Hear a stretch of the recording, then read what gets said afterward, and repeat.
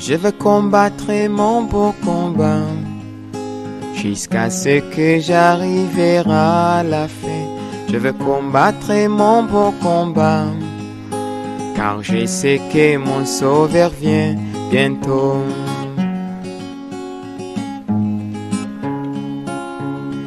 Que le Seigneur vous bénisse ce matin. Êtes-vous dans la joie? Vous devez être dans la joie. Mais c'est comme notre frère venait de nous ici. Nous ne devons pas venir dans la maison de Dieu comme si nous étions dans une mort.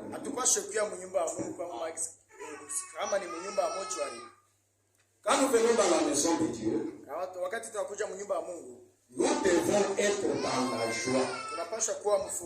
Comme David le disait, je suis dans la joie. Quand on me dit, allons à la maison de l'Éternel. Pourquoi il avait la joie? Parce que pour lui, David, il savait que si j'arrive dans la maison de l'Éternel, c'est là qu'il y a la bénédiction. C'est là qu'il y a la vie. Et cette vie-là n'est pas une vie courte. C'est une vie pour l'éternité. Alléluia. Amen. Psaume 100 dit ceci. Zaburi nia inasema hivi. Poussez vers l'Éternel des cris de joie. Là, tout le monde, nous allions pousser des cris de joie. Poussez vers l'Éternel des cris de joie. Vous tous habitants de la terre, servez l'Éternel avec joie. Venez avec allégresse dans sa présence. Pourquoi nous venons avec allégresse? La Bible dit ceci. Sachez que l'Éternel est Dieu. C'est lui qui nous a fait. Et nous lui appartenons. Nous sommes son peuple. Et les troupeaux de son pâturage. Alléluia. Et dans le peuple de Dieu, sur cette terre, c'est nous qui devons louer. Quand nous commençons à louer, tout tumbo doit connaître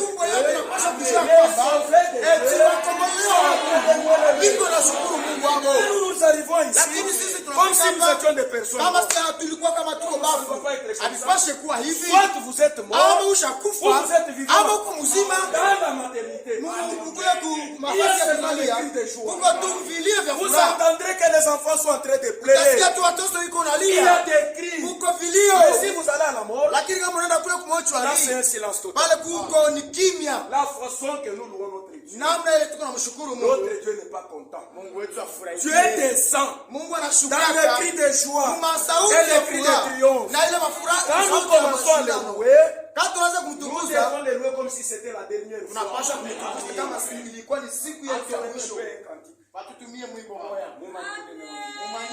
On va chanter pour lui.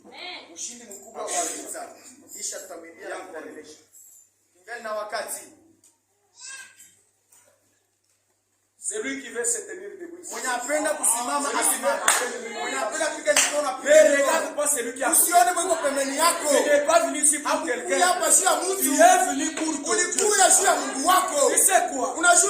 Dieu peut te guérir même dans ce cas de Dieu peut résoudre ton problème. Rien que lorsque nous commençons à le louer, l'onction descend et je donne solution à ton problème. Mais quand tu commences déjà, ça se fait. Unaanza kama ulikuwa mgonjwa. Sasa unapenda Mungu akubariki. Atutumie mwimbo.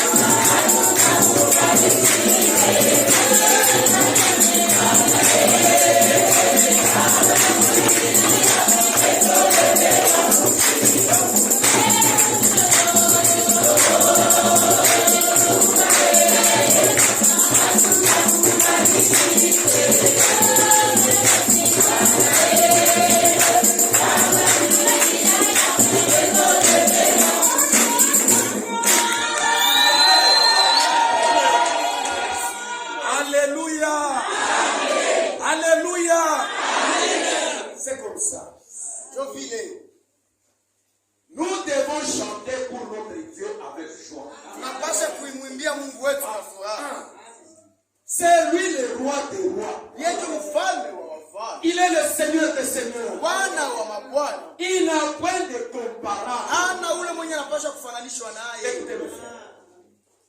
S'il arrivait ici à Tumbwe, kama ilingefika hapa Kutumbwe, notre gouverneur, ule gouverneur wetu, on te dit qu'il vient ici à Tumbwe. wanakwambia eti liwali atafika hapa Mtumbwe Et qu'il vient te voir. na atapia kuona wewe Chez toi. pako nyumbani. Maintenant, il y a des gens Kisha kwa watu qu'on a appelés qui doivent commencer à danser. wenyewe waliita wanapaswa kucheza pale vinafaa vyote. Toi, Wewe qui dois recevoir cet homme, unapaswa kupokea ule mtu. quelle serait ton attitude? Sasa hali yako itakuwa namna gani? Tu vas faire de la sorte que Kusema utafanya quand yote il te regarde, wakati anakuona. il dit que réellement cette personne est dans la joie. Asini wakati atakuwa anasema kweli kweli Il a voulu que je vienne réellement le voir. alipenda kweli kweli nikuje nikamuone. Cela, c'est un gouverneur. Ule ni liwali. Voyez les gens en train de se déchirer. Unaona watu biko shipasua. Ils cherchent par tous les moyens comment plaire aux Biko autres. nafanya namna yote ya kupendeza Mais watu. qu'en est-il maintenant de celui, Mara ngapi kwa ule le roi des rois, mfalme le Seigneur des seigneurs, Bwana l'unique créateur? sasa mtamwimbia je? Que Dieu vous bénisse. Je vous invite à prier. Nawaalika msimame Et nous allons lire la parole de Dieu. na tutasoma neno la Mungu. Nous lisons dans 2 Samuel, Tusome Samueli wa pili chapitre 1. sura ya kwanza. Nous allons lire seulement les versets 20.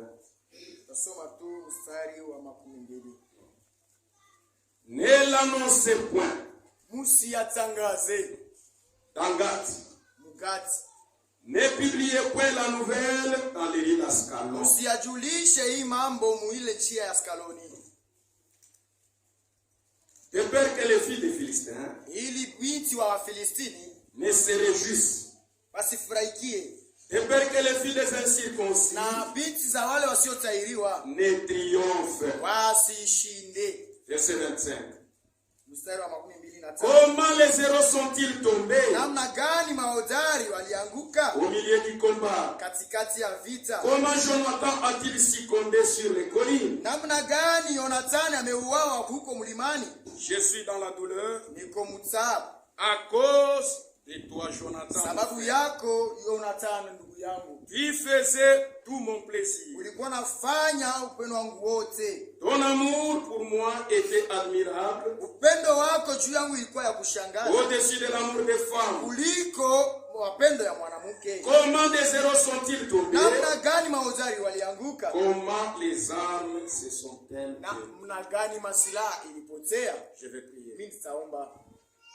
Seigneur Dieu Tout-Puissant, Bwana Mungu mwenye nguvu, nous nous approchons devant toi avec respect tunakaribia mbele yako na heshima nyingi, parce que toi, tu es le Dieu Tout-Puissant. sababu wewe uko Mungu mwenye nguvu, Tu es le roi des rois. uko mfalme wa Tu es wafalme, le Seigneur des seigneurs. Bwana wa mabwana, Et tu n'as point de na comparaison. hakuna mwenye kulinganishwa nawe. Ce matin, tu nous as fait quitter nos maisons. Hii asubuhi tutosha wa nyumbani Tu as mwetu, conduit nos pas jusqu'en ces lieux. uliongoza miguu yetu hii Dans le seul but de pouvoir nous parler. kifukuzio kimoja ili utusemeshe, Parce que toi, notre Dieu, sababu wewe Mungu tu ne wetu veux pas que nous puissions périr. hautaki eti Mais tu tupotee, veux que nous écoutions ta parole lakini unapenda tusikie neno et lako que nous ayons la vie. na tupate uzima. Ce peuple est venu te voir, Hii toi. taifa likieni kuona Il n'est wewe, pas venu voir un autre alikuja Seigneur. kuona mtu Si tu me Bwana. laisses moi Sasa parler, kama unaniacha mimi je vais niseme, semer la mort. mimi nitapanda lufu. Utilise-moi, Seigneur. Unitumikishe Que je sois Bwana, seulement un ili micro. nikuwe tu Mais que toi chombo, seul, lakini Seigneur, wewe moya tu tu parles à ton peuple. uweze kusemesha Accomplir taifa sur lako. l'écriture que tu as dit. Timiza ile andiko Dans les kusema, derniers temps, eti ile siku za personne mwisho n'enseignera son hakuna mtu frère. atakayefundisha Tous seront enseignés de mon wote esprit. watafundilishiwa na roho Dispose les yako. cœurs de tes enfants. Uzitayarishe mioyo ya ndugu Nous avons chanté zako pour toi kuimbia, et nous croyons, na Seigneur, tunaamini Bwana que tu vas réellement nous ya bénir. kuwa Et utatubariki. la manière que nous sommes Namna hiyo entrés, kitu ça ne liingia sera pas de la sorte. haina vile ndio kisi tutatoka hapa. Commence donc, Seigneur,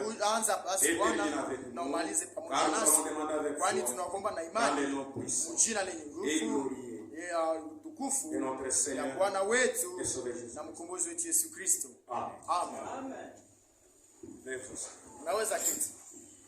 Nous sommes en train de parler sur un sujet intitulé Tuko nasema kutungo yenye kuitwa Comment les héros sont-ils tombés? namna gani mahodari walianguka. Et lorsque nous étions en train de parler au courant de la semaine, Na wakati tulikuwa nasema wiki iliyopita, nous avons dit qu'un héros C'est un soldat. Ni jeshi, ni askari. Un bon soldat, un véritable soldat. Ni askari mwema sana. Un soldat de guerre. Askari wa vita. Qui ne craint pas. Yeye haogopaki. Et quand il s'agit d'aller à la bataille, na kama inaomba aende kuvita, il s'engage et il ne recule pas. Yeye anaingiaka na haruti yake nyuma. Quel est l'objectif lorsqu'il va à la guerre? Fukuzio ni nini wakati anaenda kuvita? Il va c'est pour remporter la victoire. Anaendaka ni ili apate ushindi. Dans la tête d'un véritable soldat de Christ, Kichwa cha ule askari mwema wa Kristo, il n'y a jamais existé ce qu'on appelle défaite. Amuya kuwaka hata kitu iche wanaita kushindwa. L'unique chose qui préoccupe son cœur, kitu kimoja ambacho kinakuwa tu moyo wake, c'est la victoire. Ni ushindi. Et quand il combat, na wakati anapigana, il sait que nous avons déjà la victoire. Anajua ya kwamba tuko tayari na ushindi. Et nous avons montré aussi que na tulionyesha ya kwamba tena, nous aussi nous sommes des soldats du Seigneur. Na sisi pia tuko maskari wa Bwana. Dieu nous a enrôlés. Mungu alituita mu. C'est pour que nous puissions combattre. Ili tuweze kupikana, afin de garder la parole de Dieu. Ili tuweze kuchunga neno la Mungu. Alléluia. Amen. Et étant des soldats de Christ, kama askari wa Kristo, lorsque nous allons là-bas au front, wakati tunaenda huko kumapambano, dans notre armée, kule mwile jeshi yetu, il y a les règles. Muko maagizo. Il y a les commandements. Muko maamri. Il y a les ordonnances. Muko maagizo. Il y a ce que Dieu nous a prescrit de faire. Muko vitu ambavyo Mungu alituandikia ili tuifanye. Et si nous voulons garder la victoire, na kama tunapenda tuchunge ushindi, si nous voulons être forts, kama tunataka tuwe nguvu, nous devons respecter les normes de Dieu. Tunapaswa kuchunga hiyo maagizo ya Mungu. Si on ne respecte pas cela, kama tuchunge hilo, l'unique chose qui nous attend, kitu kimoja ambacho tunatuchunga, c'est de tomber. Nous n'allons pas résister. Et nous avons montré que les cerveaux d'une armée, ce sont les capitaines. Et nous avons un capitaine qui est surentraîné. On ne l'a jamais vaincu. Il est le vainqueur de tous les hommes. Et étant vainqueur, il connaît déjà toutes les tactiques possibles de la guerre.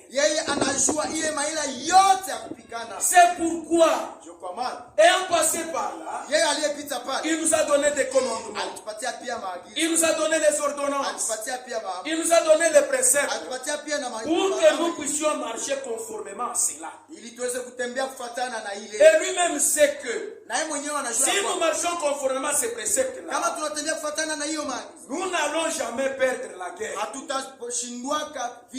Mais la plupart des gens sont en train de perdre la guerre. Parce qu'ils sont en train de rejeter ce que Dieu leur a dit par sa parole. Ici on nous parle d'un voyant guerrier. C'était Saoul. C'était un héros. C'était un géant. La Bible nous décrit comment était Saoul. Elle nous montrait que c'était une personne géante. Il avait des épaules très larges. Des cheveux noirs qui étaient en train de luire. Il avait des yeux qui étaient en train de briller. Il était beau de visage. Si tu regardes Saoul, tu vas dire même toi que réellement c'est celui qui est.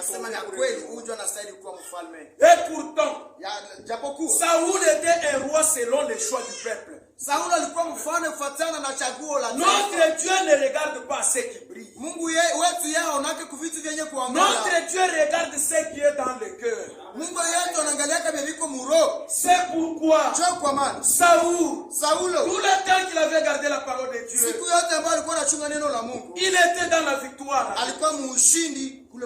Il marchait et ne pouvait se redouter de rien. Mais le jour où il n'a pas reconnu la parole de Dieu, le jour où il a rejeté la parole de Dieu, il a voulu à la place être populaire. Il a écouté ce que le peuple avait dit, au lieu d'écouter ce que Dieu a dit. D'où vient que tu puisses honorer l'homme plus que Dieu?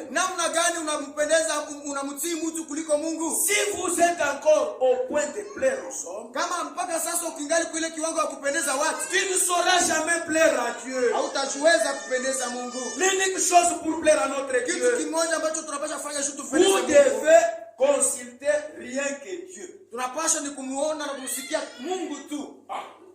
Dans les choses de Dieu, Mambo ya Mungu. on ne consulte rien que Dieu. Tunataka ni kumuona tu Mungu. Même si ton père te dit, Hata kama baba yako anakuambia, mon fils fait ceci, mwana wangu fanya mon hivi. fils fait cela.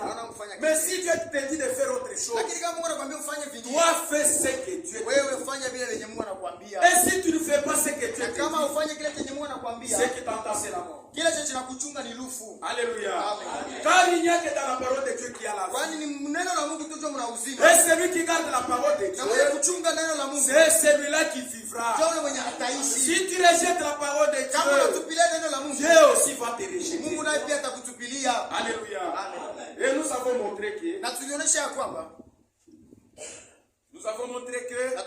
kwamba, parmi tous ceux qui amènent les gens à tomber, muvitu vya vinachaka vinasukumaka watu mkuanguka, il y a trois choses sur lesquelles nous allions parler. kuna vitu vitatu ambavyo tutasemea kwa siku ya leo. La première des choses qui amène les gens Kitu cha kwanza ambacho kinatumaka watu à tomber, waanguke c'est la popularité.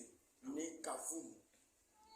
Et cette popularité, Na ile kavumu nous avons vu ça de différentes façons. tuliona mwanamna ya kupishana. Dieu parle, Mungu anasema un homme parle, na mtu toi anasema, tu rejettes ce que Dieu dit, unatupa vile Mungu et anasema, tu prends ce que les hommes unakamata disent, vile vile watu wanasema, afin que tu sois considéré par ili Dieu. uweze kuangaliwa na watu. C'est une popularité que tu Ile ni cherches. kavumu yuko na tafuta. Et en faisant cela, Kufanya vile tu t'éloignes de Dieu uko na mbali na et tu Mungu t'approches du monde. na uko nakaribia dunia. Alléluia. Nous avons parlé que Tulisema ya il kwamba y a des gens qui cherchent la popularité kuna watu wiko watafuta kavumu dans la beauté, mu urembo, dans cette parure mwitu extérieure. kuonekana kwa nje. Alléluia. C'est-à-dire quoi? Ni kusema nini? Dieu t'a créé. Mungu alikuumba, Et si tu lis dans Genèse 1, na kama unasoma Mwanzo moja, la Bible dit ceci, Biblia inasema hivi, que Dieu, quand il avait créé tout, eti wakati Mungu aliumba il a vyote, regardé alitazama et il a dit na akasema que tout était très bon. vyote ilikuwa ni vema sana. Alléluia. Ce qui est très bon, Kila ambacho ni kizuri sana, c'est-à-dire est parfait. eti ni Et kikamilifu, à ce qui est parfait, na pale kile kwenye kuko on ne kikamilifu peut rien ajouter hawezi kuongeza ni retrancher quelque ama chose. kupunguza kitu fulani. Alléluia. Mais regarde-toi, Lakini sasa Dieu uwajiangalie, t'a créé. Mungu alikuumba, Pour lui, dans sa pensée, yeye muwazo yake il dit que tu es très bon. anasema tuko mzuri sana. Maintenant, toi, Sasa wewe tu commences à corriger Dieu. unaanza sasa kunyosha Mungu, Alléluia. Tu commences à corriger unaanza Dieu. kumsahisha Mungu. Dieu t'a créé. Mungu alikuumba, Tu es de tes sommes. uko mweusi, Maintenant, toi, lakini wewe tu commences à dire, unaanza kusema tiene sanse vraiment insensé. uko pumbafu. Comment tu peux me créer moi-même? Namna gani unapasha kuumba Mungu? Fallait me créer une côte mweupe. Il fallait me créer Comme ça, quand blanche. je passe, Wakati naanza tout le pita, monde me regarde. watu wanaanza niangalia. Tu cherches quoi? Uko natafuta nini? La popularité. Et en cherchant ça, Ukitafuta tu es en hiyo, train de rejeter Dieu. uko nakusalia Mungu. Et nous avons montré que Na tulionyesha kwamba tout ce que nous devons mettre sur notre corps, vyote ambavyo tunapaswa kutia kumili yetu ça doit avoir une importance particulière. inapasha kuwa na udamani fulani. Tu ne peux pas mettre quelque chose pour paraître. Haupashi kutia kitu fulani shionekane. Mais si tu mets quelque chose sur ton corps, Lakini kama unatia kitu kumwili yako, tu dois être sûr que unapasha kuwa na ile ce hakikisha que je kwamba mets sur le hivi corps natia kumwili yako a une importance quelconque. iko na udamani fulani. Par exemple, Mfano, je porte la Bible. ninavala nguo. Pourquoi je porte la Bible? Kwa nini navaa C'est nguo? pour que je puisse couvrir le corps. Ili niweze kufunika mwili. Maintenant, regarde. Sasa Quand ushitazame. toi tu portes un habit qui est léger, Wakati unavala kale kanguo kamupepelo, et les gens commencent à regarder, na watu wanaanza kuangalia, banaona tina ils biandani. regardent même l'intérieur. Quelle est l'importance de cet habit-là? Sasa udamani wa ile nguo kwako ni Il nini? faut marcher nu. Uanze kutembea sasa Parce que cet habit n'a pas d'importance. sur sababu ton ile corps. nguo haina na udamani kumwili yako. Alléluia. Amen. Maintenant, regardez. Sasa uone, Tu vas au marché. unaenda kusoko, Tu achètes des bracelets. wala unauza Tu achètes vikomo, des chaînettes. unauza Tu masheneti, mets, tu es en train de te promener unavaa avec kisha unaanza ça. kutembea navyo. Quelle est l'importance de ça? C'est pour que les coups soient affermis et que la tête ne puisse pas tomber. Alléluia. Tu as mis des chaînettes pour soutenir les coups. En fait que les coups ne puissent pas se casser. Mais si cette chaînette n'a pas d'importance au cou, tu les mets au cou. Ce que tu cherches c'est quoi? C'est la popularité. Comme ça quand tu vas passer, tout le monde va regarder cette chaînette. Tu as porté une chaînette qui coûte cher. Là tu es populaire chez lui. Alléluia. Même la montre, quand nous portons une montre, cette montre nous la portons pour qu'elle puisse nous aider à connaître l'heure qu'il est. Unaangalia pa mkono, unasema maintenant il est l'heure d'aller à l'église. Maintenant quand toi tu prends, tu prends une montre, parce que c'est une histoire qui est fabriquée en or. Et cette montre là n'indique même pas de l'heure. Tu mets à la main. Quel est l'objectif? C'est pour que quand je vais commencer à faire ça, tout le monde voit que j'ai une bonne montre. La montre qui coûte cher. Tu cherches quoi? La popularité. Et Dieu ne fait pas ça. Ce que Dieu fait, c'est notre sanctification. Et la seule façon d'être sanctifié, c'est d'obéir à la parole de Dieu. C'est ce que dit 1 Pierre, chapitre 1, verset 22. La Bible nous dit ceci. Vous avez été sanctifiés. Alléluia. Vous avez été sanctifiés en mettant des boucles d'oreilles. C'est pas ça. Moi je croyais que c'est ça. Vous avez été sanctifiés en mettant des bracelets.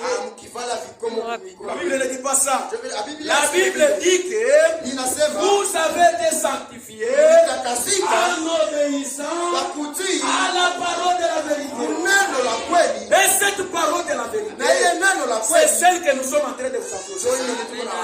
Si vous voulez être sanctifiés, si vous voulez voir Dieu, vous devez écouter cette parole et la mettre en pratique.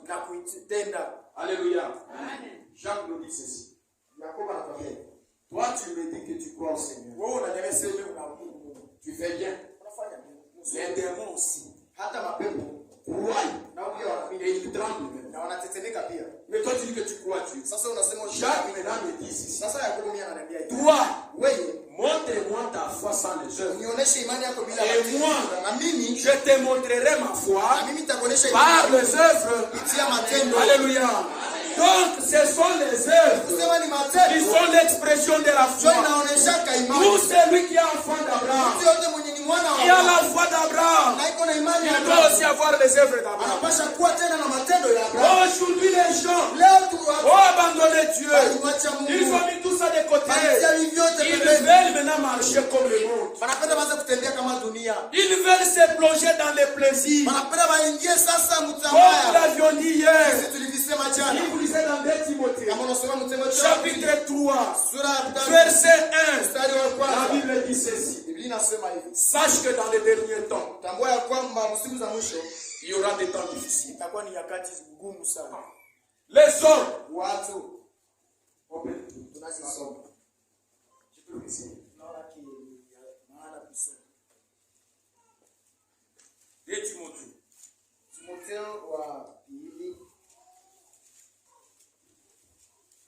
2 Timothée, chapitre 3. Sura ya 3.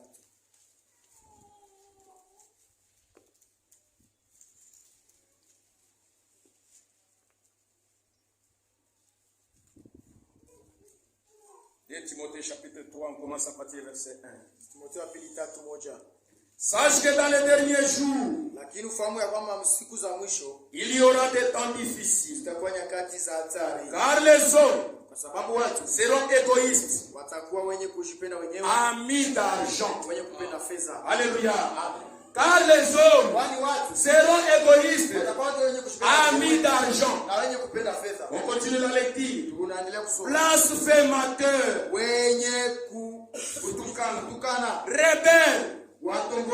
rebelles à leurs parents, ingrats, irréligieux, insensibles, déloyaux, calomniateurs, intempérants, cruels, ennemis des gens de bien, traîtres, emportés, enflés d'orgueil, aimant les plaisirs plus que Dieu, ayant l'apparence de la piété, mais régnant ce qui en fait la force. Éloigne-toi de cet homme, de ces hommes-là. Alléluia. Dans les derniers jours, les gens aimeront beaucoup le plaisir plus que Dieu. Ils seront déloyaux, calomniateurs. Tu n'as pas vu quelque chose, mais parce que tu veux seulement que tu puisses plaire à quelqu'un là, mon frère, tu as envie de quelque chose. Tu connais tel frère. On m'a dit que ce frère là, c'est un bandit. Et tu dis jambazi. C'est vrai. C'est la vérité. Mais dans ton cœur, tu sais que ce que tu dis c'est faux. Son frère là, tu ne l'as jamais vu faire ça. Ce sont peut-être des rumeurs que tu as entendues. Et tu commences à marcher avec ça. Et nous avions parlé que dans l'armée de Dieu, nous sommes là pour nous protéger. On n'est pas là pour commencer à marcher avec des problèmes de nos frères. Il va chez frère aimant parce qu'il t'a donné la nourriture, il t'a donné le lait. Au lieu de quitter et partir chez toi, qu'est-ce que je peux lui dire? Et tu commences à chercher. Oh frère, on a chiquilla. Quand il commence à dire ça, dis-le, mon frère, stop. C'est de telles choses. Prions d'abord Dieu. Pour que Dieu puisse nous aider. Il s'arrête. Seigneur, Mungu, accent. Merci parce que tu m'as amené ce frère. Mais wakati anakuya hapa, hatupende tuanze kusema vitu vya kushimangana. Nous ne voulons pas parler des choses pour calomnier les gens. Tunapenda kusema vitu vitatujenga mroyo. Nous voulons parler des choses qui vont nous édifier dans le royaume. Aide mon frère. Aide-moi aussi. Amen. Amen. C'est frère là. Maintenant quand il vient, il commence à te raconter. Satan est en train de s'aimer. Il sème. Il arrivera que tu vas commencer à voir son frère là quand il passe. Il te salue. Frère Jean, bonjour. Jambo. Tu vois? Il te salue avec joie. Mais ta façon d'accepter, commence à se poser la question, qu'est-ce que j'ai fait à ce frère? On ne s'est jamais disputé avec lui. Mais je le salue, il accepte comme s'il ne veut comme s'il ne veut. Il avait déjà reçu une mauvaise semence. C'est cette semence qui fait que quand ton frère vient avec joie, il veut te parler. Toi, tu commences à recevoir ça avec des dettes. Tu penses que si tu refuses sa salutation, il va mourir. Si toi tu refuses d'accepter quand je te salue, le frère là qui est à côté de toi, quand il te salue et que toi tu ne reçois pas cette salutation, tu penses que ça fait quoi? Au contraire, tu te fais de tort. Parce qu'en fait, faisant ça, le frère va commencer à se méfier. Il va dire souvent quand je le salue, c'est toi avec chose. Au lieu de le tourmenter, je vais lui donner ce que son cœur veut. Son cœur veut quoi? Une chance pour me saluer. Comme ça, quand il passe, je vais commencer à faire l'effort de c'est toi qui as amené le frère à faire ça. Alléluia. Que Dieu vous bénisse. Donc, nous ne devons pas marcher comme ça. En tant que les enfants de Dieu, nous devons nous protéger.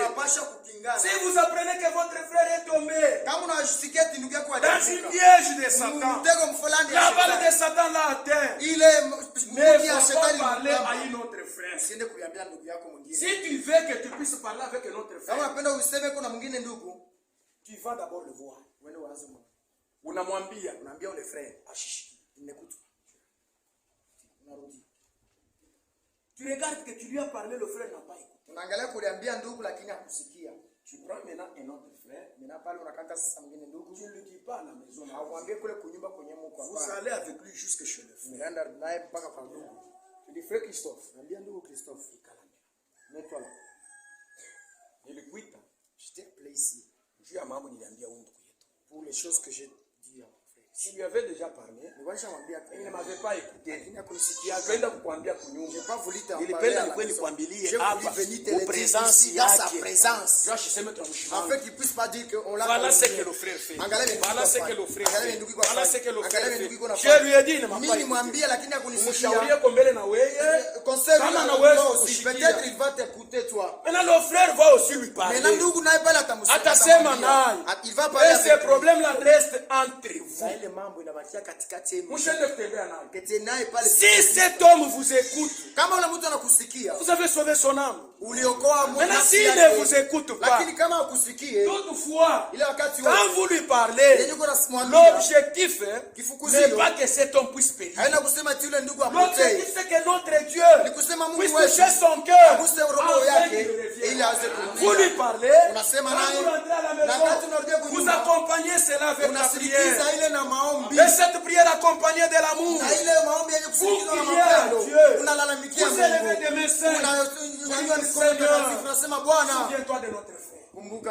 Quand Dieu va entendre ça, et qu'il verra que réellement vous êtes sincère, Dieu descendra et il accomplira ça. Alléluia. Donc c'est ça. Nous avons parlé de ça. La popularité. Allez loin de la popularité. Allez loin de toutes ces choses-là. C'est lui qui est en train de chercher encore à paraître dans le monde. Il ne peut jamais paraître dans le royaume. Ceux qui apparaissent dans le royaume, ils sont effacés dans le monde. Alléluia. Ce sont les deux royaumes qui marchent en parallèle. Ça ne peut jamais se croiser. Maintenant, si toi tu regardes le monde, tu vois que ce que le monde est en train de faire, c'est ce que toi aussi tu es en train de faire. Vous n'êtes pas différent.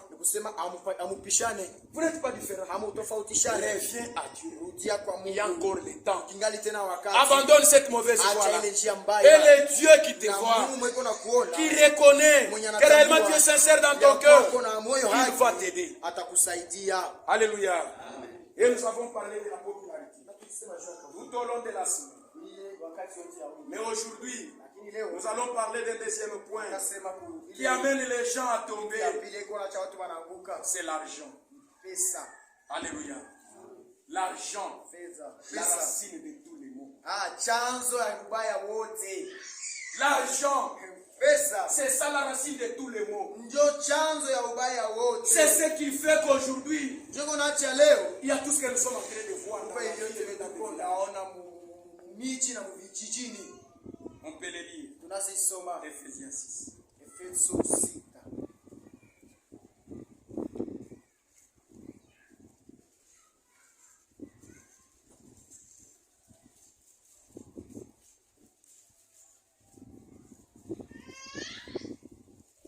Ephésiens chapitre 6. On commence à partir. Excusez-moi, c'est 1 Timothée 6. On commence à partir du verset 10. 1 Timothée chapitre 6, verset 10.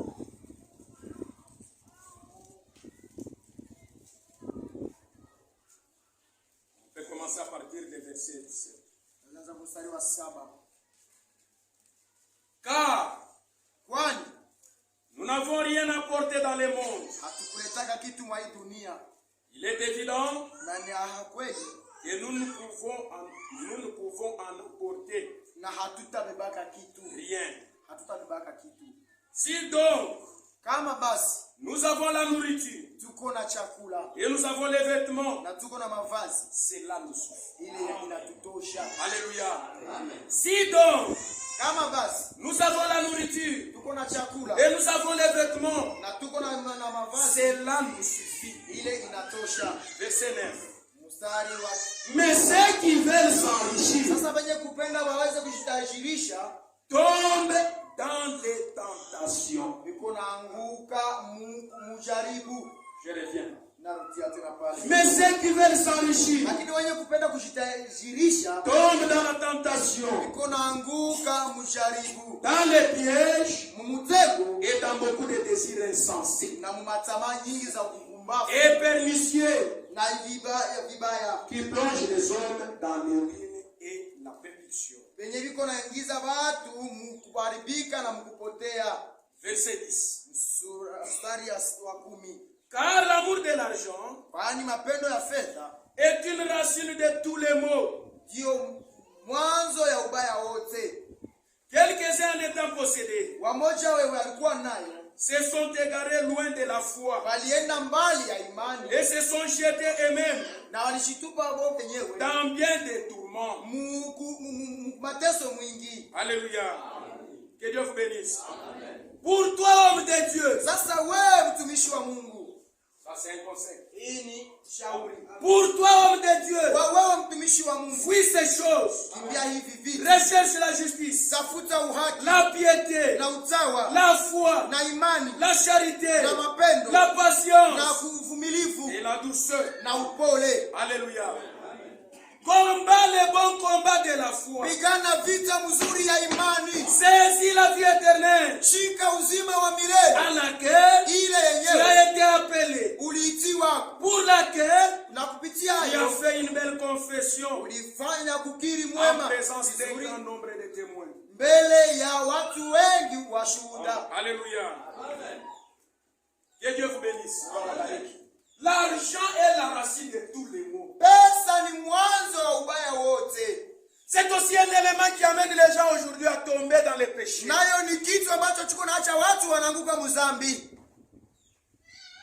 Vous verrez qu'aujourd'hui, tous ceux qui sont en train de détruire les maisons des gens, oh, ils ont détruit telle maison, ils ont volé là-bas, ils ont fait ceci, cela. Qu'est-ce qu'ils cherchent? C'est de l'argent. L'homme est devenu ennemi de son frère à cause de l'argent, à cause des richesses de ce monde. Vous trouverez que une femme abandonne son mari pour aller coucher avec un autre. Quelle est la raison? Parce que celui-là a de l'argent qu'il lui donne. Alléluia. Si ce n'est pas l'argent, c'est que cet homme-là, c'est quelqu'un qui est en train de paraître. Comme c'est quelqu'un qui paraît, il part ses parures, et la sœur va aller coucher avec cet homme. Alléluia. Vous trouverez qu'aujourd'hui, beaucoup de foyers se sont séparés. Il y a des complications. La cause, c'est quoi? C'est de l'argent. Sœur, soyez satisfaite de votre mari. Frère, soyez satisfait de votre femme. Il n'y a pas de femmes qui sont plus sucrées que les autres. J'aimerais que cela vous bénisse. Il n'y a pas de femmes sucrées plus que les autres. Toutes sont des femmes. Alléluia. Sœur, soyez satisfaites de utosheke na mume wako. Il n'y a pas des hommes plus sucrés Hakuna wanaume wa que les sukari autres. kuliko wengine. Tous sont des hommes. Wote ni wanaume. J'aimerais que cela vous plaise. Napenda ile niingie. C'est que vous êtes en train de voir Vile vya Mungu naona leo. cette parure Ile extérieure. kuonekana kwa nje. L'argent qui peut Na te donner pesa là, yanazokupatia. ce n'est rien. Ni bule. Haina kitu. Ce corps que vous voyez, Hivi ile Mungu naona. c'est une motte de terre. Ni kitu tu cha Ça n'a pas de valeur. Ça n'a pas de valeur. na akina na udamani fulani. Ce qui a plus de la valeur, Kile kitu cha chukua na udamani. c'est l'âme qui est à l'intérieur de ce corps. Nafsi iko ndani ya hii mwili. Ton âme coûte tellement cher. Nafsi yako iko na bei C'est sana. qui m'a coûté la vie de Jésus. Hii nafsi yako ile Et la Bible nous dit que Yesu, na Biblia inasema hivi, l'âme qui a été sauvée ile nafsi yenye imeokolewa a la valeur de 10 000 mondes. ina udamani wa dunia 100. Toi qui es sauvé, Wewe mwenye kuokolewa, ton corps à toi ile mwili yako est consacré à Dieu. inapasha kuwekewa Toi kwa qui es Mungu. sauvé, Wewe mwenye kuokolewa, ton chef à toi, mume wako, c'est wana wako Jésus. ni Yesu. C'est celui que tu dois plaire. Ndio unapasha Tu kupendeza. ne peux plus prendre les membres de Christ Haupashi kukamata kiungo cha Kristo pour aller en faire les membres d'une prostituée. ili uende kukifanya kiungo cha Pour washerati. aller en faire les membres d'un prostitué. Uende ukifanya kiungo cha wandumba. Ça s'appelle outrage à la royauté. Ile ni kusema kuharibisha mfalme. Vous êtes les fils de roi. Muko wana wa Vous êtes les enfants du Très-Haut. Muko wana wa Mungu. Vous êtes des dieux sur la terre. Muko wa Mungu kwa Ce que dunia. Dieu vous demande, Chenye Mungu anaomba c'est l'obéissance à sa parole. msifu neno lake. Ne laissez pas les choses de ce monde Msiache vitu vya dunia. vous entraîner dans une voie qui est contraire à la parole de Dieu. Vivabele muishia nyiko tofauti na neno la Mungu. Alléluia. Beaucoup de gens ont suivi cette voie. Watu wa mingi walifuata ile njia Mais ils sont morts. na walifariki. Nous les avons enterrés. Na tuliwazika. Aujourd'hui, il y a des frères Leo kwa wandugu parmi nous, katikati des yetu magiciens. wenye wanaingiaka majene. Ça, il faut cogner là-bas. Mimi napenda Aujourd'hui, mimi il y a napenda des frères parmi nous. wandugu katikati Pendant yetu. la journée, Muyua tu n'es qu'à la semaine tout bas. nous sommes avec ce Mais quand tu es à côté, lakini quand tu tu es es à dans côté des loges, biko dans mumalo des sectes de magie, biko ingia mambo ya tu uchawi fais ces histoires-là, na biko nafanya bila et tu reviens ici. na unarudia Quelle est la raison qui t'amène là-bas? nani yaiko kutuma kule ni nini? Tu veux avoir de l'argent. Wapenda upate pesa. Écoutez, Musikie sur cette terre, kwa hii dunia il y a quelqu'un qui était tellement riche. kulikuwa mtu alikuwa mtajiri, Dieu l'avait tellement béni. Mungu alimbariki sana. Il n'y a personne qui a déjà porté comme lui. Hakuna mtu mashaka vara kama yeye, Il n'y a personne qui avait de l'argent comme cet na homme-là. hakuna mtu alikuwa na fedha kama yule mtu. Alipata makuta sana. Il était friqué. Alioa babibi bakuachana. Il a eu de différentes femmes, de grosses, de longues, de touches, de toutes les sortes. femmes de toute qualité. Banamuke baina yote. Quand il marchait, il disait, Na kata kwa tembea kwa Niko sema navyo. eti j'ai tout.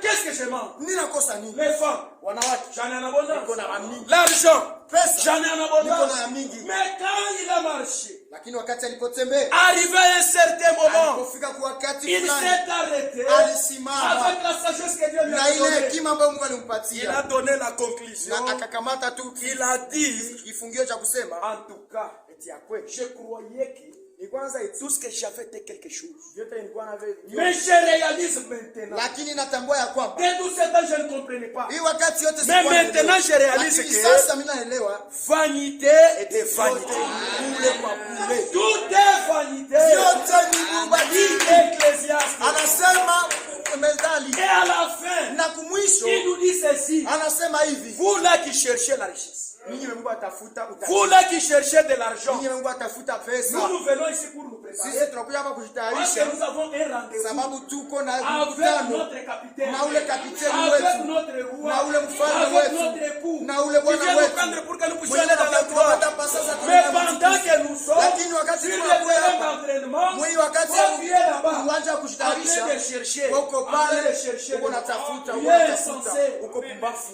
Qu'est-ce que tu peux comparer à cette parole? Sasa nini ndio utapenda kulinganisha na Quand ile vous neno? êtes tous silence comme ça, Wakati mnanyamaza c'est hivi que là ça entre. najua tuko na jambo nzuri. Que Dieu soit loué. Qu'est-ce que vous cherchez? Nini mbona natafuta? Mbona natafuta nini? La vie éternelle que vous avez, Sima milele uko vous wapi? pouvez la comparer à quoi? Unazilinganisha na nini? La vie éternelle que ile tu uzima vous la comparer à quoi? Utailinganisha na nini? Nous sommes ici Sisi tuko hapa sur le terrain kwa d'entraînement. kiwanja cha Le matayarisho, capitaine est déjà na descendu. kapiteni Aisha Il shuka, nous montre toutes les tactiques iko de Satan. natuonesha manjama yote ya Il est en train shetani. de nous dire, Iko nasema l'ennemi, eti quand il vient par là, wakati anaingilia toi il pale, faut passer comme wewe ça. unaomba upite huko. Quand il tire la balle comme ça, toi il faut faire ça. Quand il se tient debout, toi il faut aller par terre. Unaomba ulale chini. Il nous montre toutes les tactiques de Satan. Anatuonesha manjama yote ya shetani. Parce que vaincre Satan, Sababu kushinda c'est shetani le reconnaître dans ses ni tactiques. kumtambua mu manjama yake. Toutes les fois que tu n'as pas reconnu les tactiques Ile de wakati Satan, yote unajua manjama ya tu shetani, seras en train de tomber chaque jour. utakwenda kuanguka siku zote. Siku zote unaanguka. Ile mtu unapandaka kunakuwa kila siku. L'arbre que tu montes, que tu tombes chaque jour, c'est quelle sorte Ya d'arbre? kipapai. Ani l'arbre de mamayenne, ou soit ni le mandien. Ma chérie, je suis tombé. Tu pars, tu reviens. Ah, chérie, mimi nishaanguka. Unaona Mon frère, je suis ndugu tombé. yangu mimi tena nilianguka. Utataka kuanguka shikukani. Tu cesseras de tomber quand? Toi, Oui. tu seras le témoin de ces choses. Utakuwaka mshuhuda hivi vitu. Les jours où nous serons déjà partis, Ile siku tutaenda. c'est toi qui vas commencer à annoncer aux autres. Hein. Wewe utaanza ambia Et bengine. maintenant, l'état pour Eti hapa sasa wakati tunafikia. voilà ce qui va Angalia arriver. vitafika. Voilà ce qui va se faire. Tu seras un faux témoin. Utakuwa mshuhuda wa bongo. Parce que tu écoutais, Sababu mais ulikuwa tu n'as pas unasikia, participé à cela. lakini haukushirika kwa vile. Au moment où les gens sont en train de se préparer, Wakati watu wako wanajitayarisha, toi tu restes à la maison. wewe unabakia kunyumba. Au moment où les gens se préparent, Wakati wako toi tu es wanajitayarisha, dans des loges. wewe uko kule Au moment où mumaloji. les gens sont en train de se Wakati préparer, watu toi wanajitayarisha, tu es dans des travaux. wewe uko makazi yako. Ndugu yangu, Mon frère, il y a un riche qui était comme toi. kulikuwa kama mtajiri walikuwa sawa wewe. Alilima sana. Il a beaucoup cultivé. Et ces champs avaient beaucoup produit. Na ile mashamba yake ilizaa Après sana. nekala nasema, Et puis alisimama, mon cœur, aligala na kusema, mon cœur, roho yangu réjouis-toi maintenant. furahikia sana. J'ai des biens en abondance. Niko na vinono Tu vya ne mingi. souffriras plus. Hautaongeza kuteseka. Tu auras tout ce que tu désires. Utakuwa na vyote ambavyo unatamani. Mais cette même nuit là, Lakini ile usiku il entend à la porte. anasikia kumlango, On vient toquer. anapiga wanakokola. On lui dit, Wanamwambia, il sort anatoka, insensé. anamwambia pumbafu. Tu as beaucoup cultivé. Ulilima Tu as sana. fait tout ceci. Ulifanya hivi vyote. Maintenant ton âme Lakini nafsi il yako sera redemandée. itakuomba. Alléluia. Et son âme a été redemandée. Na kweli nafsi Ses yako biens ne pouvaient pas le sauver. vile mali yake angemuokoa. Il est allé. Alienda. On nous montre plus tard Na que watuonesha ce kisha jeune homme était dans le lieu de tourment. eti ule kijana mtajiri Ile alikuwa yote fasi ya souffrir mateso, là-bas. fasi ya masumbuko, Quand il a aliteseka. levé les yeux, Wakati alinyanyua macho il a vu yake, Abraham. aliona Il a vu le Abrahamu pauvre na Lazare. aliona maskini Lazaro. Étant en tourment, Na wakati alikuwa mule il a commencé mateso, à crier. alianza kulala Père Abraham, Baba fais-moi Abraham, grâce. nifanyizie Envoie neema. Lazare. Utume na Il Lazaro, met son doigt dans atie l'eau kidole yake afin de mfai, pouvoir me rafraîchir ili la aweze gorge. kurusha tatoni Car mwili je wangu. souffre tellement. Kwani niko nateseka sana hapa. Abraham lui a dit, Abrahamu quand akamwambia, toi tu étais sur la eti terre, wakati ilikuwa kudunia, j'étais dans la joie, ulikuwa mfuraha, j'étais dans l'abondance. ulikuwa muvinono, Lazare souffrait. lakini Lazaro alikuwa Le temps anateseka. est venu Na maintenant. wakati imekuja Pour sasa, Lazare de se yenyewe réjouir. Lazaro Et le temps est venu pour toi na aussi wakati imefika de kwako, pouvoir ili souffrir. sasa waanze Et kuteseka. même si je pouvais dire Na hata kama que ningesema Lazare vienne jusqu'à eti toi, Lazaro akuye kwako, entre nous, katikati yetu il y a la Bible. huko Il shida nous sépare. yenye Il n'y a inatutenganisha. pas moyen qu'il puisse t'atteindre. Hakuna namna kufika eko. Il change de langage. Wakabadilisha Oh, msemo. je voudrais que Ningesema tu puisses envoyer Lazare. ukileta Lazaro Akienda basi akambia bale beko qu'il kule aille dire sema, ceux qui en sont niko restés, fashi mubaya. qu'il leur dise Qu'il que je ne- suis qu'il sur ne- le mauvais endroit, qu'ils ne suivent pas ma voix, pour que basifate njia qu'ils yangu se convertissent na mabadilike afin de pouvoir venir là où vous êtes. ili wakuye kule kwenye Mungu. Et Abraham lui a dit, Na Abrahamu akamwambia, non, ne t'en fais pas. hapana, usiogope. Là-bas sur terre, Kule kudunia les frères Kazat Shadrach sont là. Shadraka, Les frères Alexis sont Ndugu là-bas. Alexis iko kule, Les frères Fridolin sont là-bas. Fridolin iko kule. Les frères Emma sont na là. frere madam S'ils kule. écoutent ces Kama gens-là, wanasikia wale ils watu viendront ici où nous sommes. batakuya huko Mais tuko s'ils haleluya. ne s'écoutent pas, Lakini kama wawasikie batakufuata wewe. batakufuata C'est pourquoi cet évangile de mort, maana hiyo injili tu dois le prêcher aux vivants. C'est faux. watu wazima. Les morts ne doivent jamais prêcher aux vivants. Watu wafu hawazihubiri watu Les morts ne wazima. doivent plus souvenir de cette Watu terre. hawakumbuka tena wa Tout ce qui se passe sur la terre, ils ont oublié ça. Wanasahabu. Mais ceux qui ont encore Lakini wale wenye cette mapigano grâce de na reconnaître neema ya kutambua que je peux me eti repentir, napasha kutubu, que je peux donner ma vie à Christ. Ce sont celles-là qui sont pendant que vous vivez encore. Il y a de l'espoir. Mais une fois que vous mourrez, ça ne finit pas. Alléluia. Ne cherchez pas à avoir des choses dans ces mots. N'amassez pas trop de choses dans ces mots. Si vous devez amasser des choses, amassez cela dans le royaume des cieux. Là où la rue, la teigne et les voleurs ne peuvent jamais percer la porte. C'est lui qui a investi de la sorte. C'est un homme sage et intelligent. Qui veille sur sa vie. Alléluia. Amen. On peut le lire.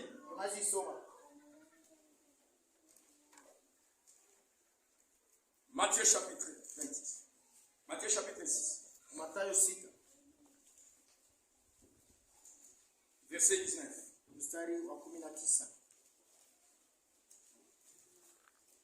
Matthieu 6. Verset 19.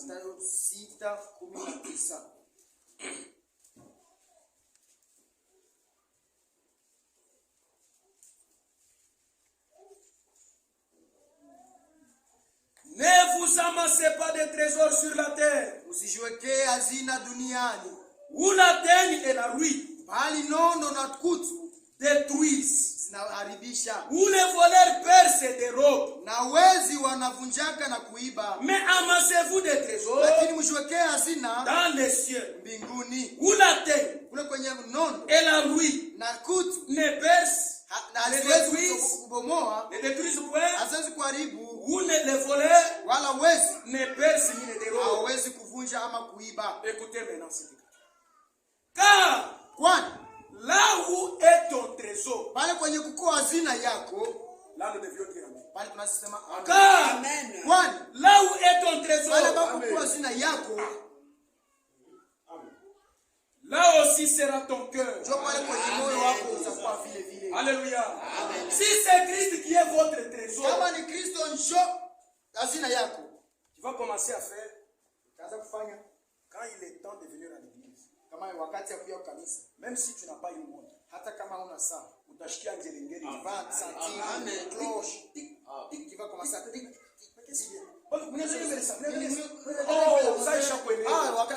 Parce que pour toi, ton trésor c'est Christ. Tu ne peux plus te soucier d'autre chose. Maintenant, toi, ce que tu veux, c'est seulement de l'argent. Ce que toi tu veux, c'est seulement la richesse. Cette richesse, on nous dit que beaucoup de gens qui ont été possédés par cela se sont jetés même dans bien des tourments. Ils sont tombés dans la tentation. Nous ne disons pas que vous devez être pauvre. Nous ne disons pas que vous ne devez pas travailler. Non. Mais que l'argent, cet amour de l'argent, ne soit pas en vous. Alléluia. L'or et l'argent appartient à notre Dieu. Notre Dieu dit ceci. Cherchez premièrement le royaume de Dieu. Si vous cherchez le royaume des cieux, lui-même Dieu, ça ne sera pas toi. Lui-même notre Dieu, il va ordonner à Dieu ordonne. Quand il donne, c'est un commandement. Il va ordonner. Il dit à l'argent, maintenant tu suis fait. Tu suis. Toi tu ne vas pas commencer à faire beaucoup de choses. On a pris 4 kilos quoi hivi. Tu travailles un peu comme ça. Tu travailles un peu comme ça. Tu as de l'argent. Et quand Dieu donne ça, il le donne dans un but. Tu dois aussi l'utiliser dans les minutes de la parole. Mungu asikupatie hiyo utaenda ukatongoza dada yetu ule kopati. Mungu asikupatie hiyo ukasema mubebe mettre avec intérêt. Donner un frère na faida. Vous tout ce qui est en train de donner de l'argent d'intérêt, vous commettez un péché. Dieu ne fait pas ça. Vous commettez un péché. J'aime que je vous lis ça. Vous voyez que ce n'est pas moi qui le dis.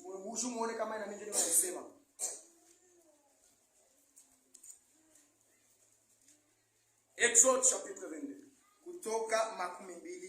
Verset 7.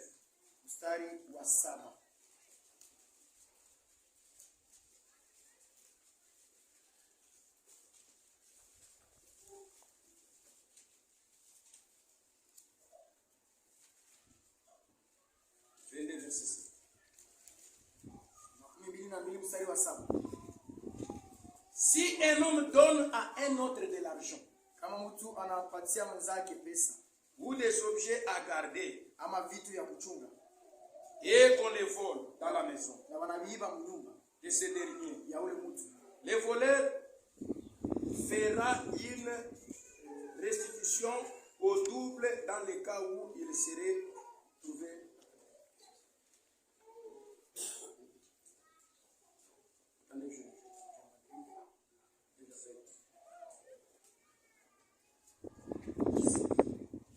Allons 10.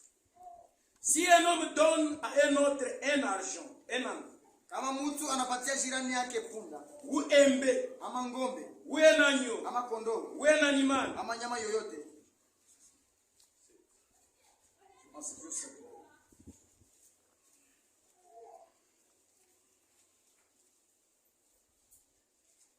l'Écriture dit ceci: quand vous donnez de l'argent à votre frère, n'exige pas qu'il puisse te donner en retour. Verset 14. Si un homme emprunte à un autre, na kama mtu akikopesha kitu kwa jirani yake, un animal, na nyama fulani, et que l'animal se casse un membre, na nyama inakatika kiungo,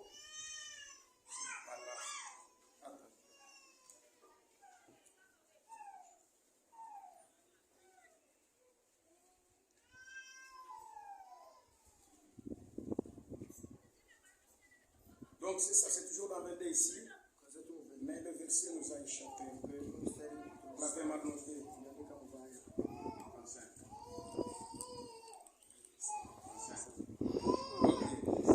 Ok, verset 25.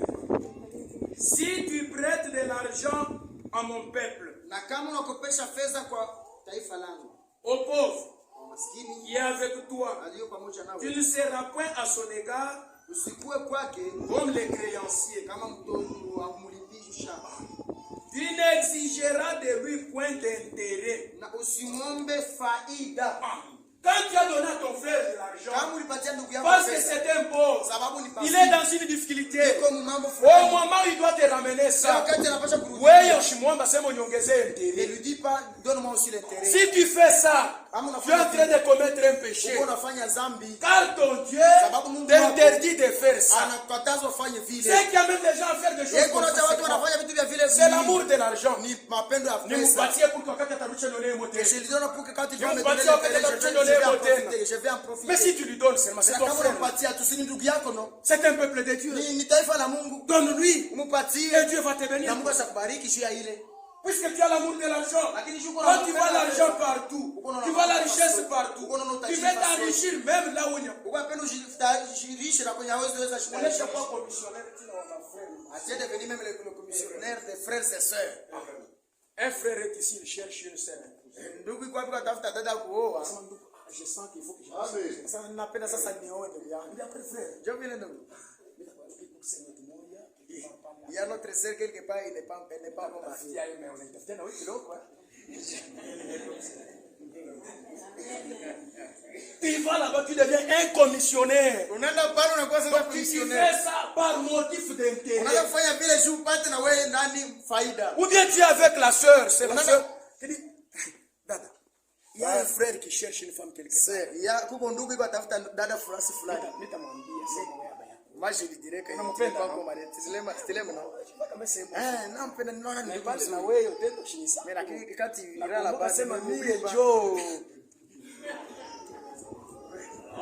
L'amour de l'argent Mapendo est la racine de tous les ni maux. moja mbaya wote. Plusieurs en étant possédés Amigo alipopata se sont hiyo, égarés loin. balienda mbali na Mungu. Que ces choses-là ne restent pas entre vous. Vile vitu visikuwa katikati yenu. En tant que des enfants de Dieu, Kama wana wa Mungu, aimez-vous les uns les autres. pendane ninyi kwa wengine. Si vous devez faire le bien, Kama mnazifanya faites-le vizuri, sans entendre en retour quelque chose. mfanye bila kuchunga eti na nyinyi kurudia Si kwa vous mafanyile faites le kwema. bien seulement à ceux qui vous font des biens, Kama Vous avez déjà votre récompense.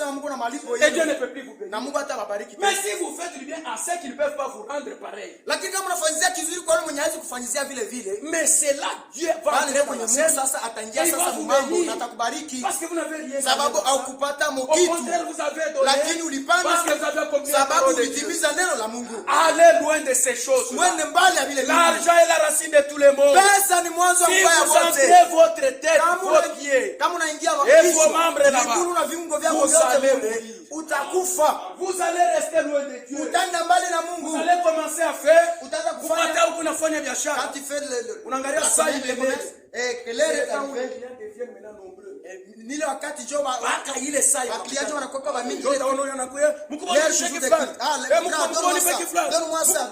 C'est bon, il va ushishemele. Il va ushishemele. Je te retrouve ça chaque fois. Unakutana na wakati shapita. Maintenant Satan anakuambia wakati shapita. Acha utira même Et pourtant la parole qui pouvait t'édifier. Parce que toi tu as voulu te consacrer. Et ces choses te dépassent. Comme les jours de l'entraînement, tu n'étais pas là. Tu vas tomber. C'est pourquoi tu vas rester là.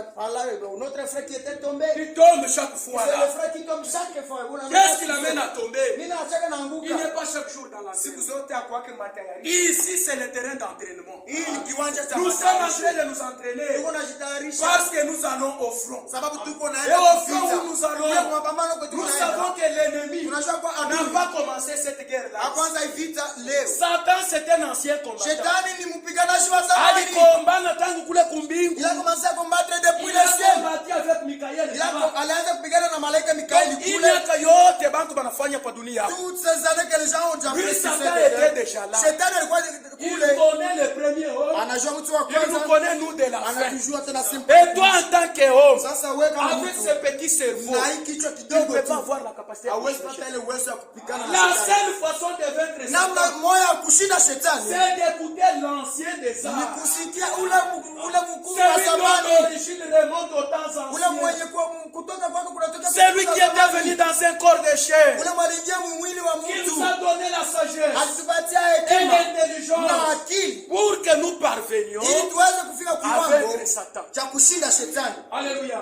Maintenant, toi, tu es en train de te battre avec un ancien combattant. Lakini wapigana na Quelqu'un qui est surentraîné. ule mwenye Mais on a fait michezo. na matayarisho makubwa, Satan ashafanya michezo. Shetani ne blague pas. Il ne blague pas. Yeah, Il afanyake nous connaît michezo. bien qu'il n'a plus beaucoup de temps sur la terre. Anajua mzuri kiana tena Quand wakati. il anapigana, anajua sema je suis en train de faire mes Dieu sur la terre. Atiliko nafanya tu ile kazi ya Son mwisho objectif kudunia. c'est quoi? Kifukuzio yake ni nini? Apate ba mingi bakwenda nabo mwanfer. Qu'il trouve beaucoup. Car il n'y a plus de salut pour Satan. Sababu hakuna wokovu juu ya Et shetani. toi qui es en train de suivre Satan, Sasa na uko afuata tu shetani. finiras avec lui Utaishaka dans naye sa destination. mwile kwenda ule kuliko naenda. Alléluia. Ce soir-là est arrivé à votre ami. Ile mama ilifikia tena ndugu. Qui était comme vous. Et alikuwa kama nini? Un jour, les enfants d'Israël étaient sortis d'Égypte. Siku moja watoto wa Israeli wanatoka Dieu les a Misri. fait traverser la mer. Mungu anawapitisha ile bahari Ils nyekundu. ont vu tout ça. Na waliona vile vyote. Arrivé au désert, Walipofika kule beaucoup de gens mchanga, sont morts. watu wengi Les walifariki. jeunes gens qui étaient nés Wale là-bas, vijana walizaliwa mule. ils sont entrés sous le contrôle de Josué. Baliingia mtazamo wa Yoshua. Et quand ils ont commencé à combattre pour conquérir Canaan, Na wakati walipoanza kunapigana juu ya kushinda pour Kanani prendre chaque portion de na Canaan, kukamata kila nchi ya Kanana, il y a eu quelque chose de faux qui était arrivé. kulikuwa kitu kibaya ambacho kiliingia. Qu'est-ce qui était arrivé? Nini Dieu iliingia? avait promis à Josué Mungu aliahidi que Yoshua, partout tu fouleras les plantes de tes pieds, eti kote kukutatia vilindi vya miguu yako, je te donnerai cet bila endroit. kupatia ile Et quand Josué na combattait, wakati Yoshua alikuwa il anapigana, avait des victoires en alikuwa victoire. na ushindi na ushindi. Pourquoi est-ce que Josué allait de victoire en Kwa victoire? nini Yoshua alikuwa na Parce ushindi qu'il na a ushindi? commencé Josué 1 verset 7. Sababu alikuwa atimiza Yoshua kwanza Si vous mstari wa lisez ça, la saba. Bible dit Wakati tunasoma ile Biblia inasema que cette table de la loi, eti kitabu cha sheria, que ce livre de la loi hii kitabu ya sheria ne s'éloigne pas de toi. isiende mbali na Mais wewe, dise la nuit et jour. ifikiri mchana na Que usiku, cela soit dans ton na cœur. ile lakie moyo C'est wako, alors que tu auras du na succès. pale ndio utapata kuweza. Qu'est-ce qui était écrit dans la loi? Nini linaandikwa mu Il y sheria? a des choses qui étaient vouées par interdit. Kuko vitu ambavyo vilikuwa Que les enfants vishakatasiwa de Dieu ne pouvaient pas faire. wenye watoto wa Dieu avait tout écrit. Mungu aliandika C'est le vyote. commandement de Dieu. Ilikuwa ni maamri ya Mungu. Un jour, ils sont allés. Siku moja walienda, Ils ont combattu. walipigana Ils ont pris Jéricho. na walikamata Yeriko. Le jour suivant, Siku ya kufuata il a envoyé les gens qui pouvaient aller inspecter la ville, là où il allait combattre. alituma watu wangepasha ndani ya Les espions. mji. Kwa kwa wangena sikana. Les espions sont arrivés. Wale wapelelezi Ils walifika, ont regardé la ville waliangalia mji, et le nom de cette ville était Ali. jina ya ile mji ilikuwa ni Ai. Quand ils ont regardé la ville, Wakati walipoona ile ils ont mji, vu que c'était une petite ville. waliona ilikuwa ni mji kidogo. Ils sont rentrés donner les rapports. Walirudia kupatia habari Yoshua. Yoshua. Nous voyons que Tunaona ya kwamba on ne doit pas faire souffrir les gens. hatupashe kutesa watu kwa bure. Cette ville-là est trop petite. Sababu ile mji On peut envoyer seulement 2000 ou 3000 personnes. Il suffit que ces 2000 et ces 3000 personnes automatiquement, nous allons prendre la ville. Et le reste des hommes vont un peu se reposer pour les plus grands combats qui nous attendent. Jésus a dit bon sang. Allez-y. On a pris 3000 hommes. Quand ils sont allés au combat, arrivés devant Aïe, Israël a tourné le dos contre Aïe. Ils ont commencé à fuir. Beaucoup de gens sont tombés. Ils sont morts dans la guerre. Maintenant, quand ils reviennent avec les rapports, Josué qui connaissait son Dieu, Dieu ne m'avait pas dit ça. Toi aussi, regarde dans ta vie. Est-ce que les choses évoluent bien? Si les choses n'évoluent pas bien, mais là, tourne en toi. David disait, quand j'ai réfléchi à mes voies, je dirige mes pas dans la voie de l'Éternel. Quand ma toi bien dit c'est que quelque part, il y a quelque chose qui n'a pas été correct. Josué est allé agenouiller. Il s'est agenouillé. Il a incliné sa tête devant Dieu. Il a tourné sa face contre terre. Il a dit Seigneur, mais regarde maintenant. Qu'est-ce que nous allons dire? Il nous reste encore beaucoup de combats effectués ici. Maintenant que nous sommes en train de fuir devant Aïe, tout le monde apprendra. Et il dira que ces gens-là ne sont plus forts. Les Cananéens vont nous encercler. Mais tout à coup, il faut que Taïcha. Quel deviendra ton nom que nous portons maintenant? Qui deviendra ton nom? Dieu a dit à Josué, pourquoi tu t'es blessé? Pourquoi t'as battu? Les enfants d'Israël ont fait ce qui n'est pas correct.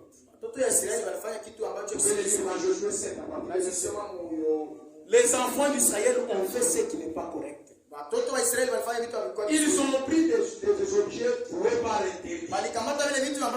Et pour autant qu'ils auront ça, vous fuirez toujours devant vos ennemis. C'est pourquoi lève-toi demain matin, appelle tous les enfants d'Israël et parle avec eux. Il est allé. Il a appelé tout Israël. Israël beaucoup. Si nous avons connu cette défaite, c'est parce que parmi nous, il y a quelque chose qui n'est pas correct. Qu'est-ce qu'il y a? Il y a une personne qui a pris des choses vouées par l'interdit. Et c'est à cause de cela que la colère de l'Éternel s'est enflammée contre nous. Il a commencé à approcher les tribus. Quand les tribus sont arrivées, on a désigné la tribu de Juda. Quand la tribu de Juda est arrivée, on a approché les familles qui constituaient cette tribu. Quand les familles sont arrivées, on est allé jusqu'à désigner maintenant les hommes. Et en désignant les hommes, on a trouvé que parmi les peuples, il y avait un monsieur qui s'appelait Akan. Akan! Lorsque les enfants d'Israël étaient en train de combattre là-bas, les gens étaient concentrés en train d'attaquer les ennemis. Ce qui les préoccupait, c'était quoi? C'était l'argent.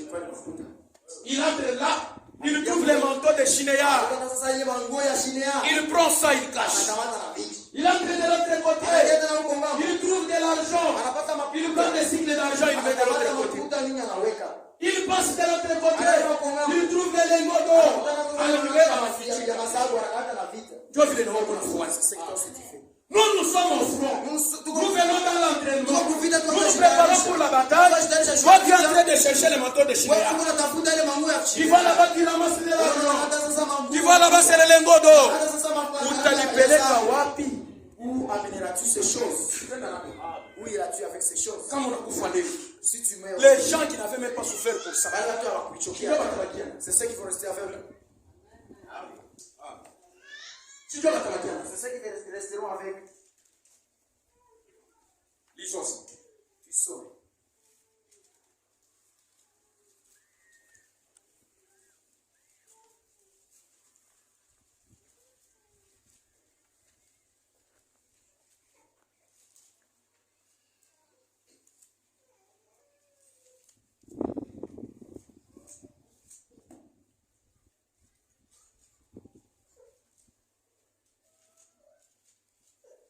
Psalm 49. Zaburi makumi nne na tisa. Verset 17. Mstari wa 17. Ne sois pas dans la crainte. Usikuwe mwoga. Parce qu'un homme s'enrichit. Sababu mtu anajitayarisha. S'enrichit. Anajitayarisha. Ne sois pas dans la crainte. Usikuwe mwogopa. Parce qu'un homme s'enrichit. Sababu mtu anajitayarisha. Ou parce que les trésors de sa maison se multiplient. Sababu mali ya nyumba yake iko na kwa nyingi. Car il n'emporte rien. Sababu hata bebara kitu. En mourant. Ces trésors ile mali yake ne descendent point après lui. Haiendake na ikimfuata. Alléluia. Il aura beau s'estimer errer pendant sa vie. Ingekuwa mzuri akwa mwenye heri wakati akingali. On aura beau te louer.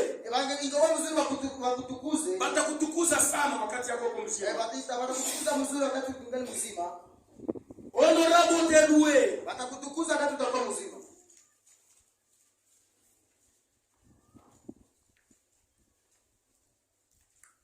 On aura beau t'estimer errer pendant ta vie. Bataanza kusema tiko mwenye heri. On aura beau te louer tes jouissances. Bataanza kutukuza mwenye kufurahikia kwako. Et tu te donnes. Ile uko unashimatia. Tu iras ne yamwe au séjour de lakini utaenda tu kule kwenye baba zako wanaendaka. Amen. Alléluia. Amen. Donc tout ce que tu travailles, tout ce que tu es en train de faire. Donc ça yote uko unafanya. Si tu termines ton voyage sur cette terre. Kama unamaliza safari yako kwa hii dunia. Tel que tu étais entré dans le monde. Yesu ingia kwa hii dunia. C'est comme ça que tu vas sortir. Tu ne vas rien apporter de ce monde vers l'autre côté. Et même les habits que toi tu peux porter, ce sont d'autres personnes qui choisissent ça pour toi. Pour que tu ailles de l'autre côté. Tu étais venu nu, tu vas rentrer nu. Et pourquoi est-ce que tu es en train de te troubler? En cherchant à t'enrichir, en cherchant à rester toujours dans ce monde avec, je ne sais pas, avec des succès, être loué par Dieu. En faisant cela, toi-même, tu te causes des torts. Cherche d'abord Dieu. Cherche d'abord Dieu. Et si tu cherches Dieu, les restes des choses viendront de soi. Les choses de Dieu entrent bien. Que Dieu soit loué. Cherche d'abord Dieu. Abandonne toutes ces choses. Ça va t'aider seulement sur cela. Et lorsque tu vas quitter cette terre, tu ne vas rien apporter. Maintenant, quand on a reconnu que c'était Akan qui avait fait ça, ils ont dit non. Mon frère, pourquoi tu nous as tombés? Tu nous as troublés. Toi, tu allais prendre des histoires. Maintenant, regarde les enfants d'Israël. Nous venons ici, nous venons prier. Il y a des enfants de Dieu qui sont bien disposés ici. Ils sont en train de s'entendre à l'Éternel pour que Dieu les baptise du Saint-Esprit. Toi, tu vas te faire des choses là-bas. Quand tu viens Dieu parmi nous, ton péché à toi empêche les enfants de Dieu de recevoir ce que les. Comme tu es un troublé, un jour, Dieu va te troubler aussi. Il a troublé les enfants de Dieu pendant longtemps. Et quand Josué a reconnu que c'était Akan, il a dit avance ici. Toi, tu te seras fait pur que ce que tu as fait. On a pris les enfants d'Akan. On a pris sa femme. On a pris ses C'est quoi tout ce qu'il a fait? On est allé avec lui. Israël a pris des pieds. Ils l'ont lapidé jusqu'à ce qu'il est mort. Et ils n'ont pas laissé son cadavre là. Ils ont fait quoi? Ils ont pris le feu, ils l'ont brûlé. Toi continue à pécher. Toi continue à faire le mal. Tu viens parmi les saints. Tu empêches les saints de Dieu de pouvoir être en contact avec lui. Le temps viendra où notre Dieu descendra lui-même. Et il va te pointer du doigt. C'est mauvais que tu puisses te croiser. Mais s'il vient lui-même pour qu'il te rencontre, ça va être très bizarre. Alléluia. On l'a lapidé à quand? Akan est mort. Et on l'a brûlé. À quoi l'avait servi maintenant le À quoi l'avait servi maintenant le manteau de Shinéa? À quoi l'avait servi maintenant l'argent qu'il avait volé? Ce sont les biens qu'il avait gardés pour sa prédiction. Non, c'est fini. L'argent. Ça pèse. La racine de tous les mots. L'argent. La racine de tous les mots. Abandonnez vos mauvaises voies. Revenez à Dieu. Il aura pitié de vous. Et il va vous bénir. Ne pesez pas l'argent pour ceux qui ne nourrissent pas.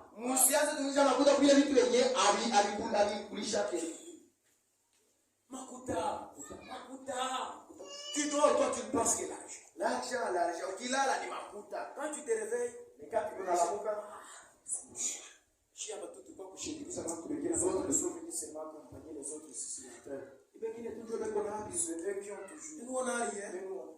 après vous connaissez le vélo canissa.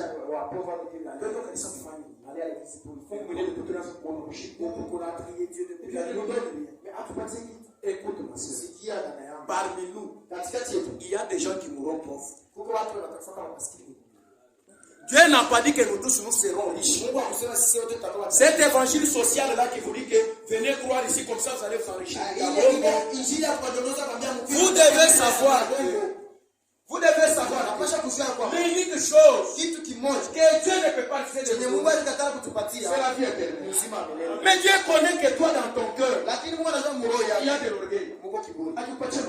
Si tu te donnes l'argent, tu feras de mauvaises choses. Dieu connaît que dans ton cœur, il y a encore l'envie. Il y a encore un esprit de débauche. Comment ne peut pas y être? Je sais ne pas comme tu vas tomber dans l'adultère. Qu'est-ce qui est bien? Il refusait de te donner l'argent pour que tu conserves la vie, pour qu'il t'enrichisse, pour que cette richesse t'amène à la vie. L'amour de notre Dieu est en train de vous pousser à faire toujours le bien. Dieu fait ça, c'est par intérêt qu'il fait. Il connaît que s'il ne t'a pas encore béni aujourd'hui, c'est parce qu'il sait que ce n'est pas encore le moment pour toi. Et s'il a béni tel frère, toi ne commences pas à l'envier. S'il lui a donné des biens matériels, et d'ailleurs les biens matériels ne signifient pas que l'homme est béni. La véritable bénédiction, c'est quand Dieu te sauve, Dieu te donne son esprit, là tu es béni devant Dieu. C'est-à-dire quoi? Toi tu peux te tenir parmi des milliers de riches. Mais Dieu seul impose. Ta valeur à toi les dépasse de très loin. Pourquoi? Parce que ton âme a la valeur de 10 000 morts. C'est comme un homme qui était parti voir Frère Branham. Il a dit Frère Branham, viens. Ils sont allés là où il y avait sa femme. Il se tient là au milieu. Il a dit à Frère Branham, si tu quittes ici, tu vas jusque là-bas. Tout ça c'est pour moi. Il tourne de l'autre côté. Si tu commences par ici, tu vas jusque là-bas. Ça c'est pour moi. Il regarde encore dans ses sacs. Tu pars d'ici, jusque là-bas. Ça c'est pour moi. Il va de l'autre côté. Il fait la même chose. Il y a une chose que tu ne peux pas faire. Tu vas monter ici jusque là-bas. Ici, juste là. Ici, juste là.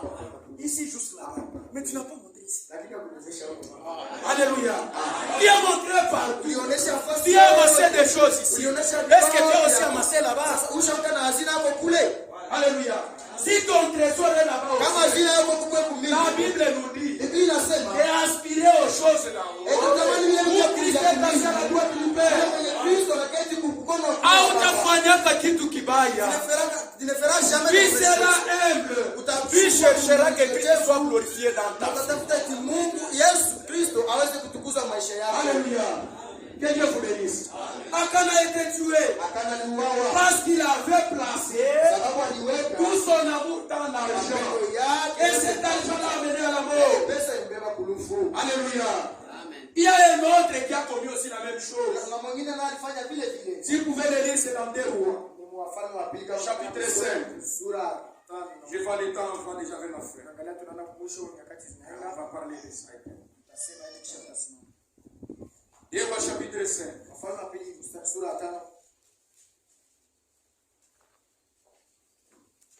On commence à partir du verset 19.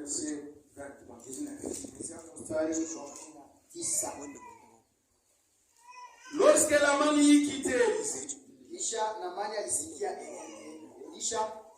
il fit et qu'il fit à une centaine de distance. Géasi, serviteur d'Élisée, homme de Dieu. Serviteur d'Élisée, s'est dit en lui-même, voici mon maître, aménagé Naman.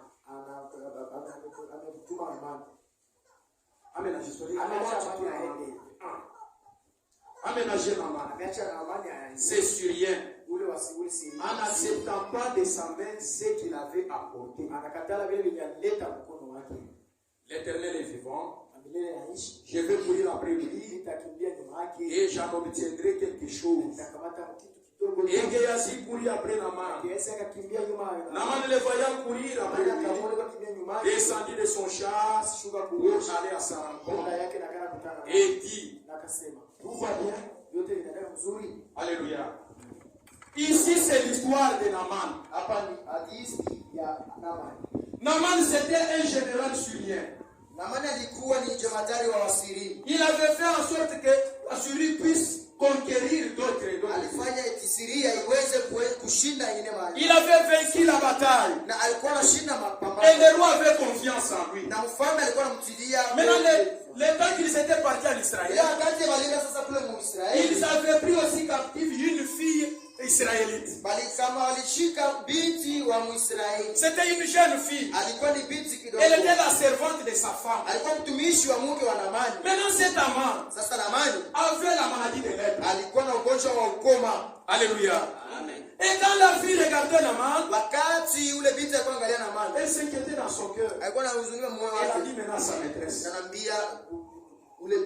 si mon patron ici Naman était chez nous en Israël, il serait guéri de sa maladie. Vous aussi, quand vous vous promenez, annoncez le haut fait de l'Éternel. Mwambie kuna twasema mwi wakati tuko naishi Dieu a envoyé la parole. Et c'est cette parole qui est en train de préparer les gens pour aller au ciel. Kama unakatala kuamini neno utabakia na utapotea. C'est ce que cette fille était en train de faire quand elle était esclave là-bas. Elle a parlé à sa maîtresse. Et quand sa maîtresse a écouté, elle est allée dire à maman, que cette maladie que vous avez, cette servante dit que si tu étais en Israël, les prophètes là te guériraient. Maman a dit, c'est vrai, il est allé voir. Écoute ce que cette fille-là dit. Demandez pour moi que je puisse aller. Il a pris la lettre, il a écrit au roi d'Israël. Sache que maintenant quand je t'envoie la main, avec tous les présents qu'il amène, c'est pour que tu puisses les guérir de sa lèpre. Cette lettre est allée tomber entre les mauvaises mains. Ce n'était pas le roi qui avait laissé le Seigneur. On a donné au roi la lettre. Quand le roi a vu ça, il a pris cette lettre, il a lu et il a déchiré ses habits. Il comprenait que ce roi, il cherche seulement l'occasion que je puisse me disputer avec lui. Si je dois pour guérir quelqu'un de sa maladie, vous voyez, il connaissait sa place. Qui suis-je moi pour guérir cette place? Et quand Élisée a appris ça, il a dit laissez-les venir à moi. Ne déchire pas tes habits. Laisse-les venir à moi. Il fera qu'en Israël, il y a un Dieu qui guérit les maladies. Alléluia. Naaman est allé auprès d'Élisée. Comme c'était un lépreux. Naaman Israël, quelqu'un qui est lépreux. On écartait d'autres personnes. Élisée n'est pas sorti pour les rencontrer. Il a envoyé seulement son serviteur. Il a dit quoi dire à Naaman? Laisse jeter ses morts dans les eaux du Jourdain. Il se jette là-bas cette fois et il y aura la guérison. Alléluia. Quand le message est arrivé à Naaman, Naaman a regardé. Il a dit ça c'est quelle façon de se marier? Moi qui suis un général, les gens me respectent là-bas. J'allais ici, je croyais qu'il sortirait. Il va acheter des choses. Il vient me toucher, je sais. Maintenant je viens ici. Il m'a dit d'aller me jeter dans cette eau debout. Il y a Jordan et Damas. Les fleuves qui sont chez nous là. Mais sont pas propres que ces Jourdain. Pourquoi est-ce que je dois me jeter seulement dans les eaux? Naaman était fort furieux. Il a dit à ses serviteurs, allez, et ils ont commencé à rentrer. Maintenant, en cours de route, Naaman a venu de bons conseillers. Il avait des gens qui l'accompagnaient qui avaient une bonne compréhension. C'est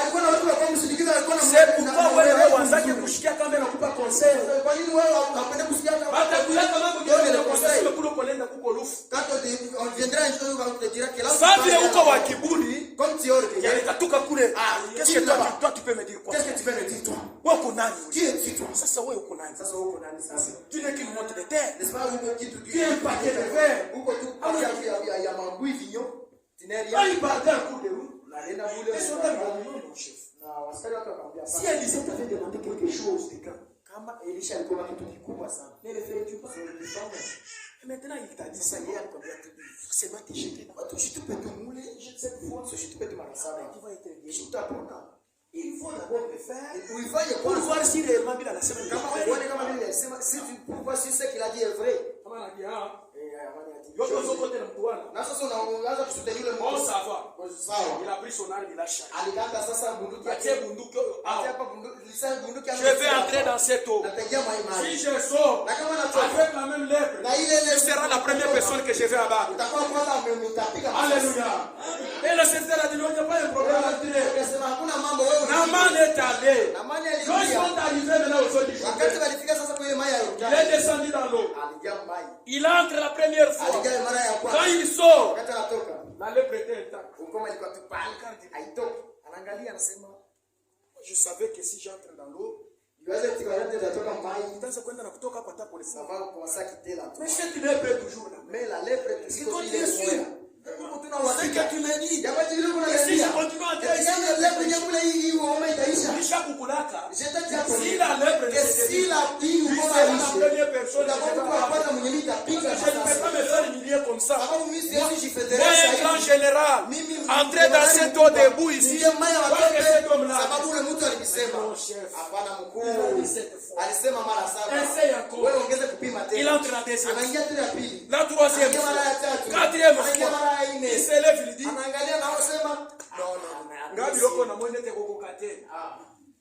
c'est pas comme si ça ne va pas aller. Ce sont des farces. Nous passons les gens. Il veut sortir le niveau. Tu as déjà fait 4 fois. Fais aussi les 3 fois qu'il reste. Qu'est-ce qui t'empêche de faire? Il entre dans 5e fois. Il entre la 6e fois.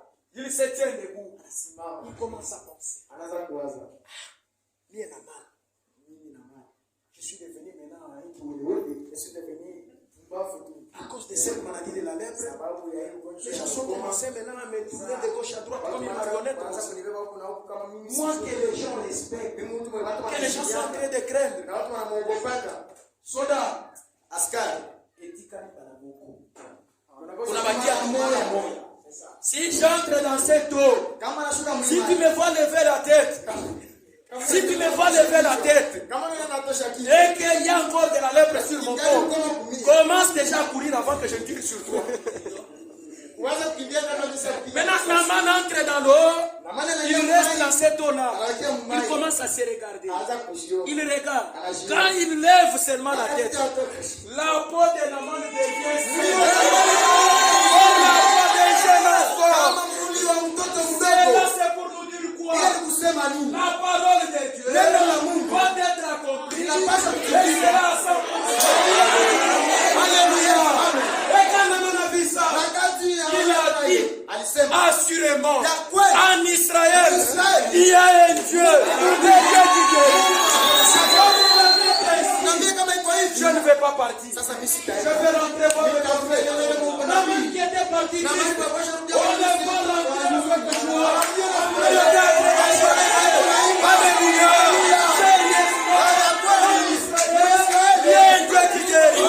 Il est rentré avec joie. Il est sorti maintenant devant. Parce qu'il était déjà purifié.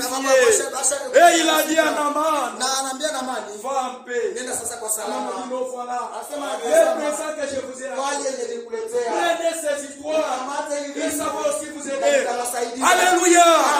Nous les serviteurs de Dieu, ce ne sont pas des gens qui nous nourrissent. C'est lui qui nous nourrit, c'est Dieu lui-même.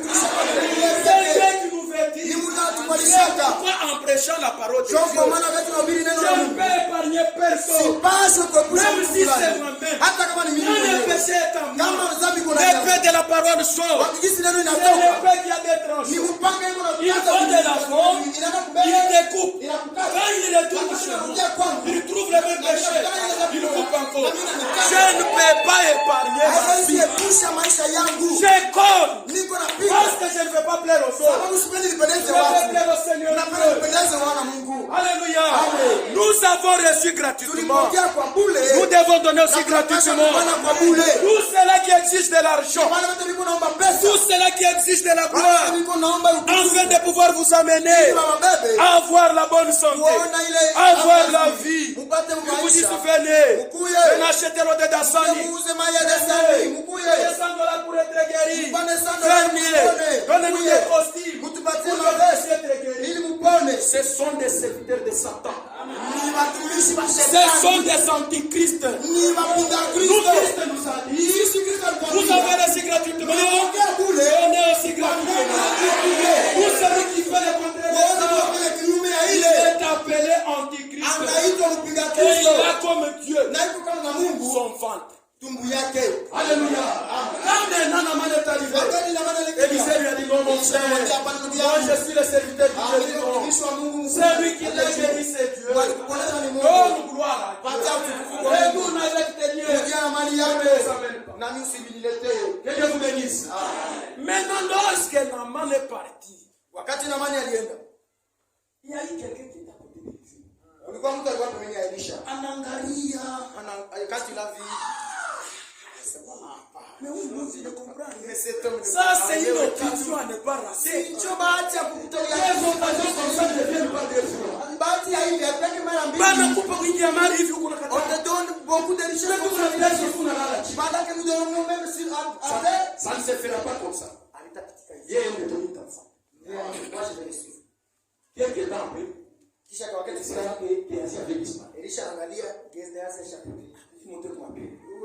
l'esprit de Dieu vient. Il commence à lui montrer les quand Naaman comme il était dans la joie, écoutez mon frère, la santé que vous avez a plus de la valeur que que la nourriture. La vie que vous avez a plus de la valeur que cette nourriture. La santé dépasse les habits. Naaman avait tout ce qu'il fallait. Mais ce qui lui manquait, c'était la santé. Et les gars, quand il est allé trouver la santé, il a vu que tous ces biens n'avaient pas de la valeur. Il fallait donner ça pour avoir la vie. Maintenant, toi, compte les nombres de jours. Et Dieu t'a donné la bonne santé. Regarde la vie que Dieu t'a donnée. Qu'est-ce que tu donnes à Dieu? Même le temps de venir à Dieu est devenu comme si c'était un élément gênant. Kama banakuonyesha sasa kwa Mungu ile ndio unakatala kwa kusikia sauti ya Mungu. C'est toujours dans des histoires. Hakuna mambo. Yeye anasema unichekelea hapa sasa. Quand des malheurs t'atteindront, moi aussi je dirai sur toi. Na mimi nitakuchekelea hapa. Sitakujibu. Utasema et je ne voudrais pas. Alléluia. Et ainsi à finalement. Gaza naona cette partie là wakati mwingine vizuri kusoma kwa Elisha m'a envoyé. Sasa Elisha anasema peko tu vya disait donne-nous quelque chose à manger et les vêtements. Kuna mambo sasa c'était pour hivyo tusikone kama bon shida na mumshirikize. Et j'étais en train de venir. Elisha n'a pas été en train de venir. C'était comme une télévision qu'on a. Il kama une télévision il voyait que quand ils sont arrivés très proches, Allah dit bon vous restez ici et tout, rentrez et seulement ses affaires, moi je vais aller. Il a caché des choses. Il est allé, il a anaficha vile vitu kwake. Il rentre maintenant. Il est anarudia kwake nyumbani. Kama mtu anakuuliza sema unaenda wapi? Quand on te pose la question où es-tu, c'est qu'il a déjà une partie de la réponse. Sema iko na kipande. On a toujours dit en français que nasema que tu as une partie de la réponse. Et kila ulizo ni kipande. Kama unasikia mtu yuko nakuuliza dis la vérité. Kama unasikia mtu anakuuliza ni kusema useme kweli. Hapana kulanda Mungu. Ndio mampa. J'étais parti tout. Nilikuwa nishaenda kutembea hapa karibu. Est-ce que mon esprit n'était pas avec toi? Ambia roho yangu haikuwa pamoja nawe. Naaman était descendu. Wakati Naaman alishuka. Pour te donner tous les biens que tu as. Ile minono ulienda kuficha kwako. Voici maintenant. Sasa tazama sasa. Puisque tu as fait cela. La lèpre qui était sur Naaman. Cette lèpre maintenant sur toi. Il ne vivra pas de ça. Au même instant. La lèpre. C'est emparé de Géasi. C'est pourquoi mes frères, c'est pourquoi mes soeurs, cherchez Dieu. Ne cherchez pas des choses de ce monde. Ce sont des choses qui nous aident que dans cette vie sur cette terre. Mais vous cherchez premièrement Dieu. Le reste des choses, lui-même s'en soucie. Quand c'est le temps de chercher Dieu, cherchez Dieu. Quand c'est le temps de vous consacrer à l'éternel, consacrez-vous à l'éternel. Priez Dieu. Tu n'as pas le Saint-Esprit. Nous partons. Ça va le voyage. Même aujourd'hui, même demain, même maintenant. Si tu vas partir ou tu vas. Mais tu n'as pas le Saint-Esprit. Qu'est-ce qui t'empêche d'avoir le Saint-Esprit? Qu'est-ce qui peut t'empêcher?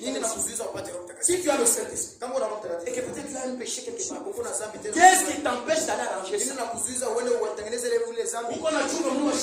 Tu attends que Dieu descende.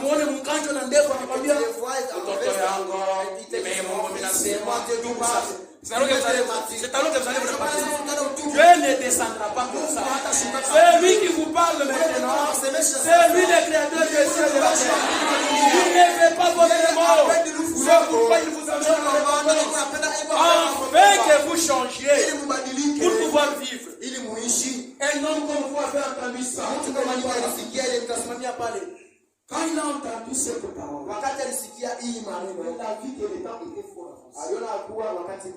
il a fait une rétroflexion. Il a pensé, il a dit que je n'ai pas le Saint-Esprit. Si le Seigneur venait, comme moi je suis encore plongé dans les histoires, je serais perdu. Qu'est-ce que je peux faire? Il est allé chez lui. Il a dit à ses frères. Ne me cherchez pas. Je reviendrai quand je obtenu ce que je cherche là. Il est allé dans un champ de maïs. Il s'est agenouillé là-bas. Il a commencé à parler. Seigneur, ça fait longtemps que j'ai pris son message. Ça fait longtemps que j'ai pris son message. J'ai cherché l'argent, la popularité, toutes ces choses. Mais je constate que je n'ai pas le Saint-Esprit. Maintenant, je te dis ceci. Si tu ne me donnes pas le Saint-Esprit, à ton retour sur cette terre, tu viendras trouver maison ici. Alléluia. Si tu ne me donnes pas le baptême du Saint-Esprit, à ton retour, pour prendre l'épouse, tu viendras trouver maison ici. Il est resté là-bas en pleurant. Et quand Dieu est rentré dans son cœur, il a vu que réellement il était sincère. Vous demandez, vous ne recevez pas, parce que vous demandez mal. Ce qui est dans votre cœur, c'est autre chose. Mais ce que vous demandez, c'est autre chose. Si vous demandez selon la sincérité de votre cœur, notre Dieu, il est l'auteur de la parole. Il est écrit la matière céleste. Demandez, il vous sera donné. Cherchez, vous trouverez. Frappez, et on vous ouvrira. Comment se ferait-il que celui qui a dit ça, il peut vous dire ça, mais tu demandes, et il ne te donne pas. Là, il n'est plus le Dieu de sa promesse. Si nous croyons à la parole de Dieu, notre Dieu est le premier croyant de sa parole. Avant de nous demander de croire à la parole de Dieu, il veut nous croire d'abord à sa parole. Et si vous lisez dans le psaume, je pense en 38, je pense le sévère, il dit ceci: l'Éternel Dieu a élevé sa parole au-dessus même de son nom. Donc il n'y a pas quelque chose qui dépasse la parole de Dieu. Si tu honores la parole de Dieu, Dieu s'y va t'honorer. Si tu demandes ainsi, Dieu sera obligé de te donner. Maintenant, regarde aussi la place. Si tu vois qu'il y a un péché qui est têtu, il y a d'autres péchés qui est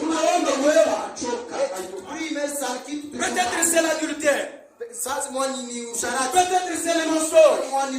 Ou c'est l'amour de l'argent que tu as. Chaque fois que c'est le temps pour écouter la parole de Dieu, tu ne veux pas venir. Ou quand c'est le temps pour venir écouter la parole de Dieu, ce qui t'a toujours empêché, ce sont des films, des séries, des matchs et des histoires comme ça de catch. Quand tu es devant les séries, donc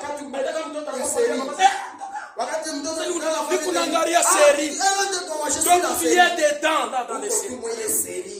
Tu as prié, tu demandes à Dieu d'ôter ça, ça ne s'enlève pas. Quand tu remarques ça, c'est un démon. Et la Bible dit qu'il y a des démons qui ne sortent que par des prières et des jeûnes. Quand tu pries comme ça, ça dit funga chakula. Ambia Mungu aseme, Seigneur, leo ninapenda kukufa na hii saa. Inanitesa sana. Unasema yale kutoka. Unasema kutoka Ayubu. Sasa leo ninapenda nikufe na. Sitakula. Sitakunywa. Mpaka hii maisha ya dhambi itoke ndani mwangu. Jusqu'à ce que le péché quand Dieu voit que vous êtes sincère dans votre cœur,